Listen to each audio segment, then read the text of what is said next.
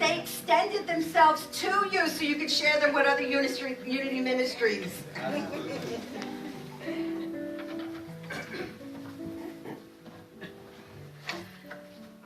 Well, today we're continuing with our Tales That Teach series. Right now we're focusing on the parables, and then we'll be moving into other spiritual paths and their parables. The parable we're doing today is not very well known. And did you ever start something and then say to yourself, well, why am I doing this? It's so hard. Well, that's what this parable was like for me. I was like, why did I pick this? But I chose it because of that, because it's not well known. And like all the other parables, the meaning behind it is profound. So the parable that we're doing today is known as the parable of the dishonest manager, and it's from Luke 16, verses 1 to 14. Then Jesus said to the disciples, there was a rich man who had a manager, and charges were brought to him that his man was squandering his property. So he summoned him and said to him, what is this that I hear about you? Give me an accounting of your management, because you cannot be my manager any longer. Then the manager said to himself, what will I do now that my master is taking the position away from me? I'm not strong enough to dig, and I'm ashamed to beg. I have decided what to do so that when I am dismissed as manager, people may welcome me into their homes. So summoning his master's debtors one by one, he asked first, how much do you owe my master? He answered, 100 jugs of oil. He said to him, take your bill, sit down and make it 50. Then he asked another, and how much do you owe? And he replied, 100 containers of wheat. He said to him, take your bill and make it 80. And as his master commanded, the dishonest manager, because he had acted shrewdly, for the children of this age are more shrewd in dealing with their own generation than are the children of light. And I tell you, make friends for yourselves by means of dishonest wealth, so that when it is gone, they may welcome you into their eternal homes. Whoever is faithful in a very little is faithful also in much. And whoever is dishonest in a very little is dishonest also in much. If then you have not been faithful with the dishonest wealth, who will entrust to you true riches? And if you have not been faithful with what belongs to another, who will give you what is your own? No slave can serve two masters, for a slave will either hate the one or love the other, or be devoted to the one and despair the other. You cannot serve God and wealth. So does anybody have a fog saying, oh, what does that mean?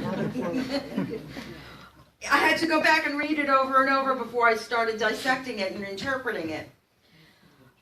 The part of that parable that most people are familiar with are the end. You cannot serve two masters. And that we're familiar with. We know the two masters are God and the ego. You cannot serve both at the same time. You have to make a choice, and a clear choice. And we have that power. I mean, we're all blessed with the ability to choose. But let's go into the first part of that and really look at it. Again, as I said in the past, it's important to look at the time in which it was written. And this was written by Luke, who was Greek, educated, and it's believed he was a physician.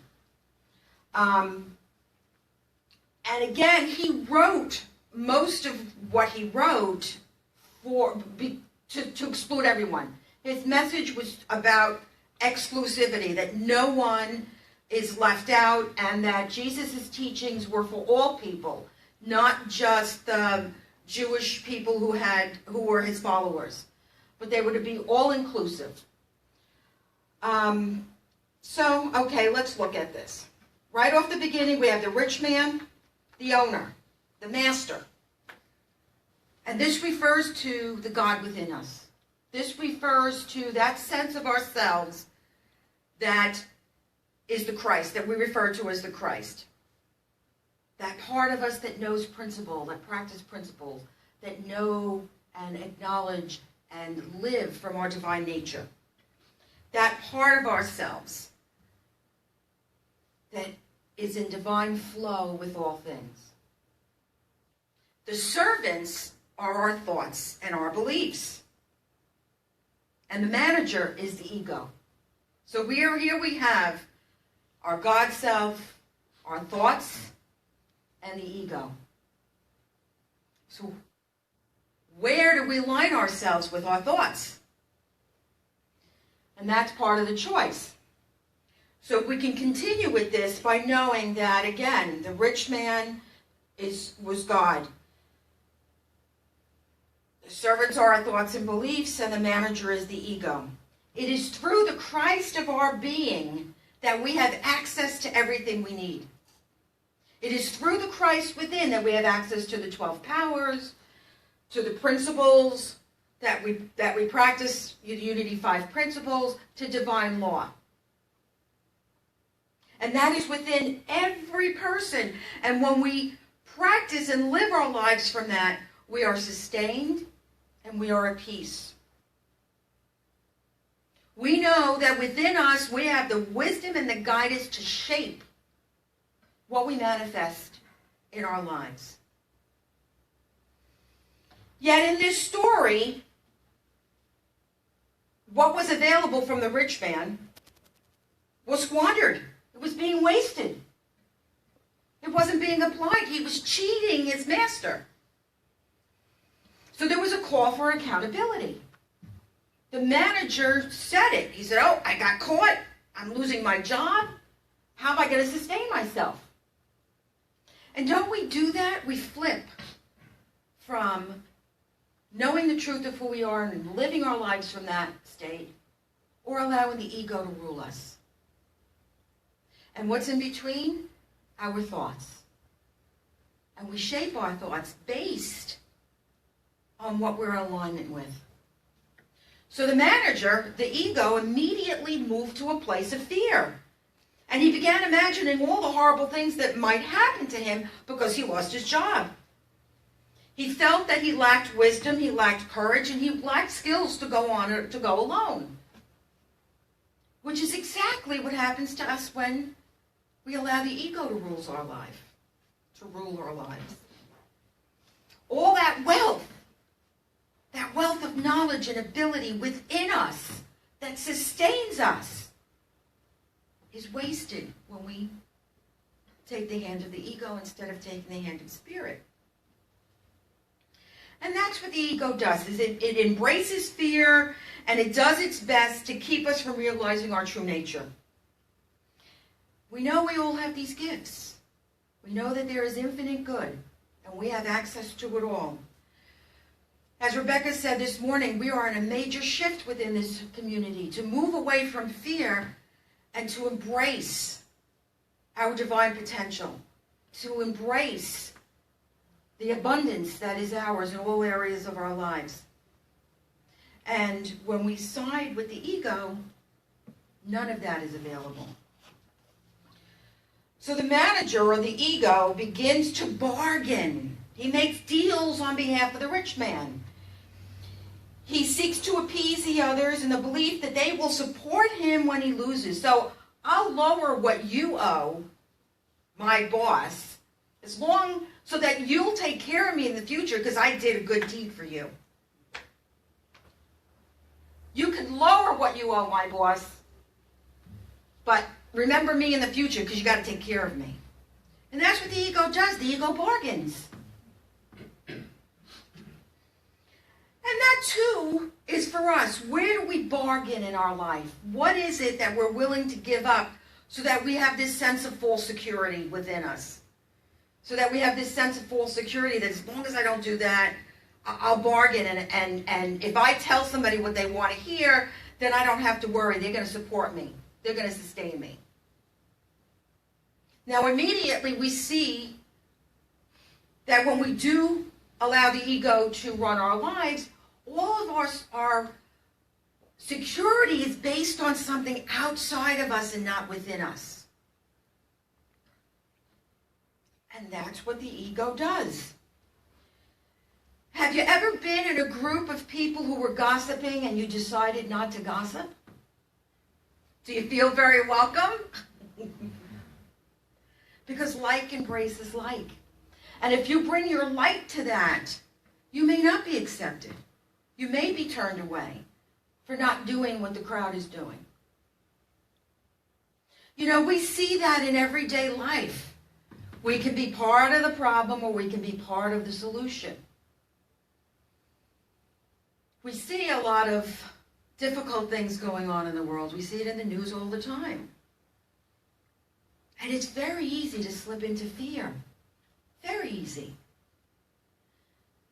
And it's not unnatural. I don't want you to think that there's something wrong with you if you feel fearful. I read the news and I feel fear. But what we do is know that we have that wealth of security within us through our Christ that we can access. We don't have to wallow in the fear. We can pray, we can meditate, we can affirm, we can close our eyes and visualize a world of peace. And the more we do that, the more we will contribute to a world of peace.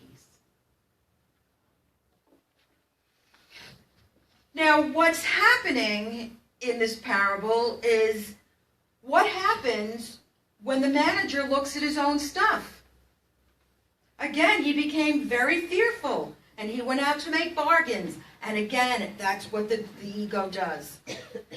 So let's look at the next part. It says, and his master commanded the dishonest manager, for he had acted shrewdly. For the children of this age are more shrewd in dealing with their own generation than the children of light. Commended? Commended for being dishonest? Wait a minute. That doesn't make sense. Well, what we see here, and it happens a couple other times through Scripture, that Jesus is being sarcastic. You don't commend someone for being dishonest. So there's a little sarcasm here, saying that being sarcastic was a way of his, he was being sarcastic when he said that the master commended the manager for being dishonest. And then at the end of that, he mentions the children of light. So who are the children of light?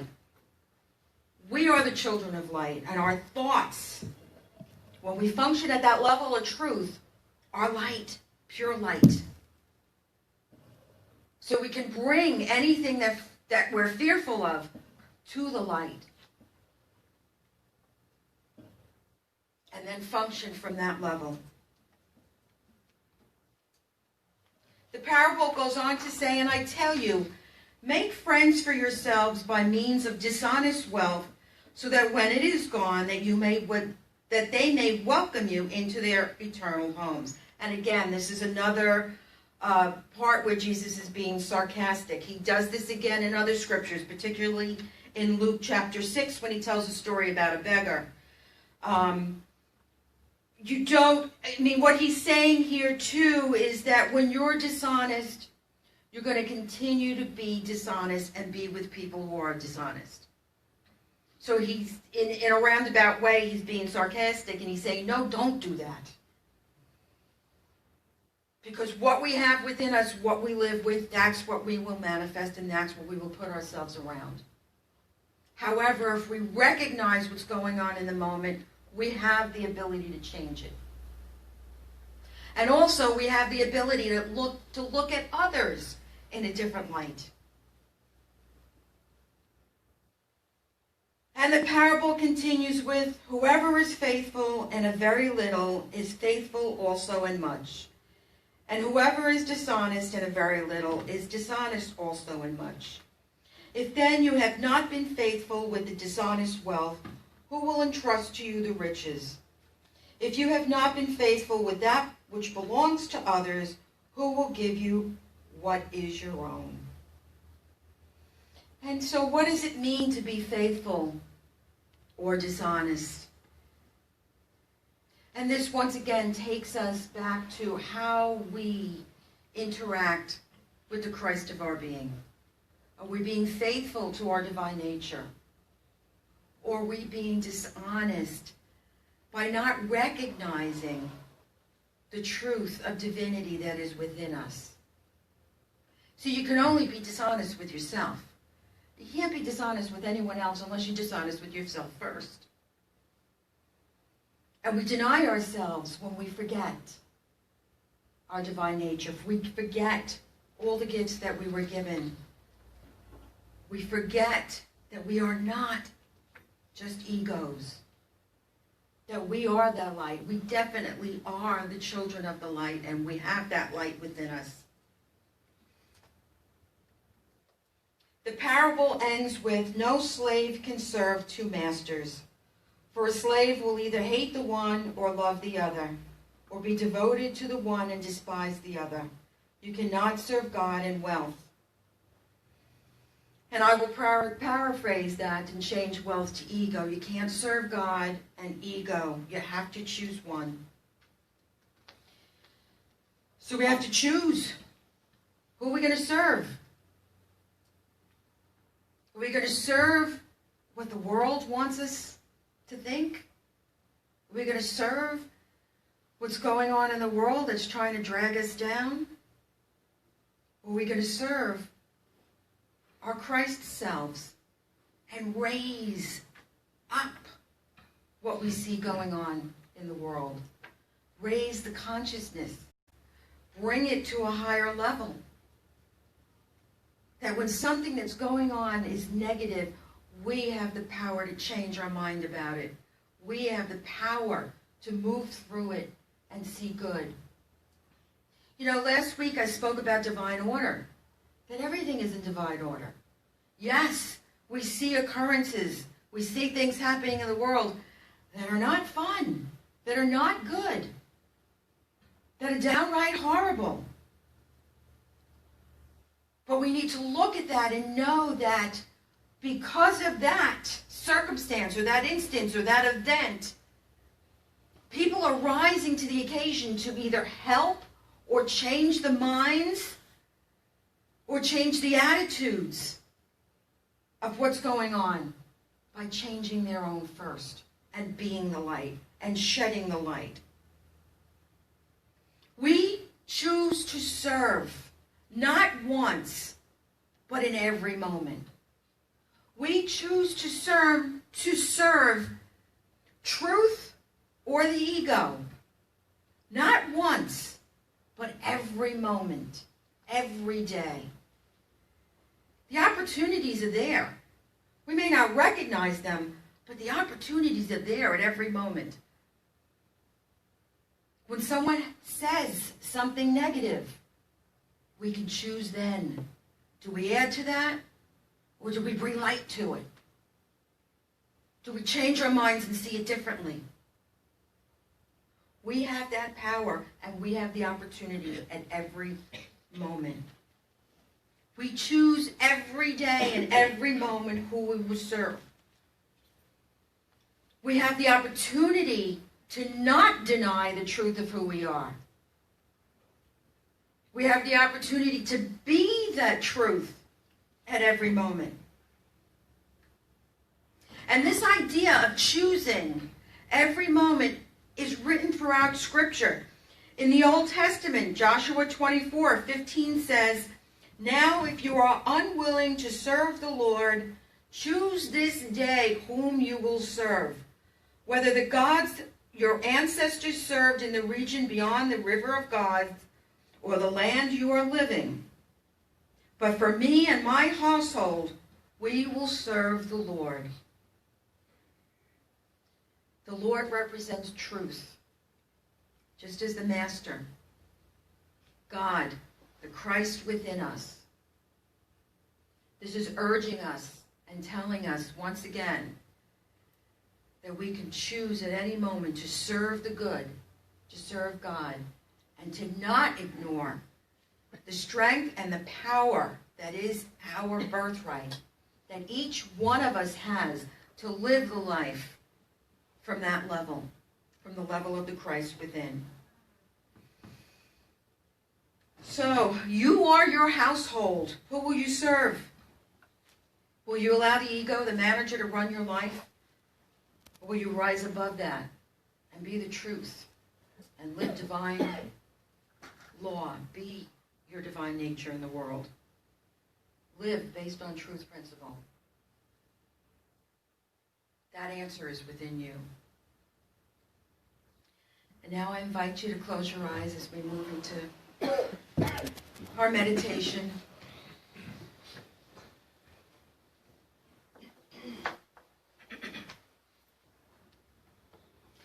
And just allow yourselves to close your eyes.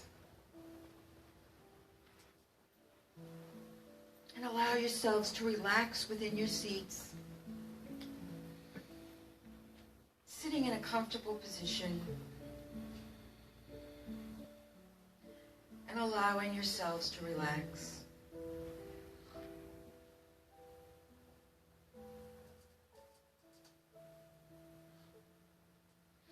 And as you breathe in, you feel yourselves relaxing more and more. And as you breathe out, you release any stress or strain that you feel in your physical body. So you breathe in peace. And you breathe out tension. You breathe in love. And you breathe out fear. And you allow yourself to focus deep within the center of your being. You focus on your heart, that place where love resides. And you feel the presence of the Christ within.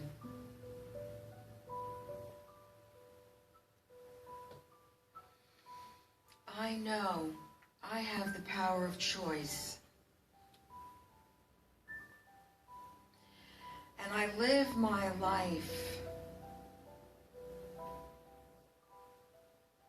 with the knowledge of truth within me. I strive to be a reflection of my Christ nature. And I choose to reflect that into the world.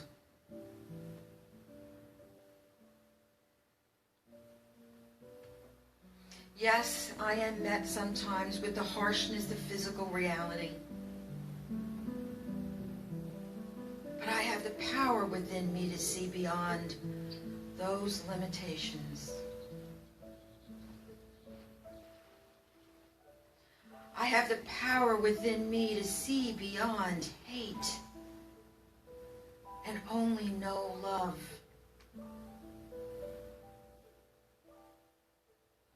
I have the power within me to forgive and only send out love.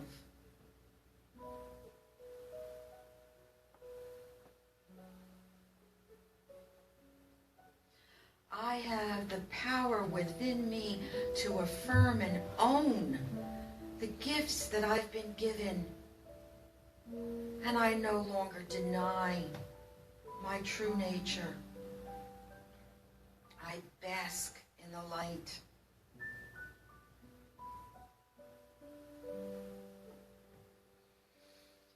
And now I bring to mind anything that may be standing in my way from recognizing the truth of my nature. And I move deeper and deeper into the silence, and I just listen.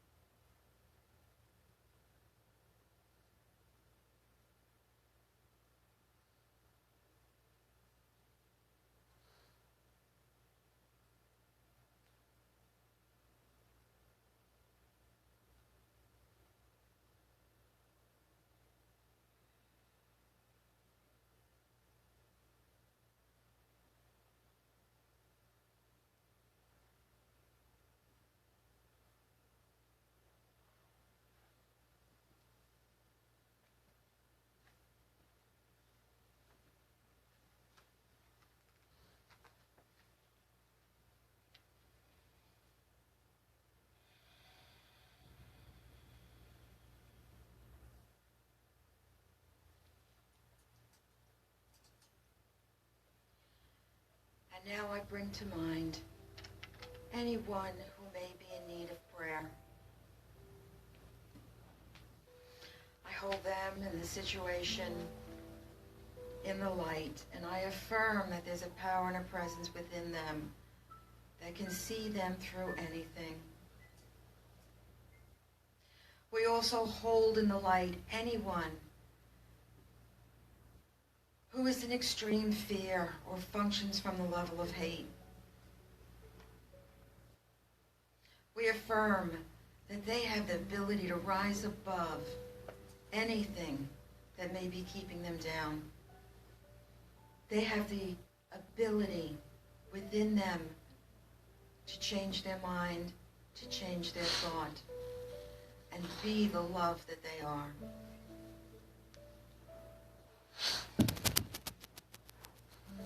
We express our gratitude for our ability to see above and rise above, and are so grateful that we know that we are love, and love is our source. And when you're ready, you can bring your consciousness back into this room, back into your body, and when you're ready, you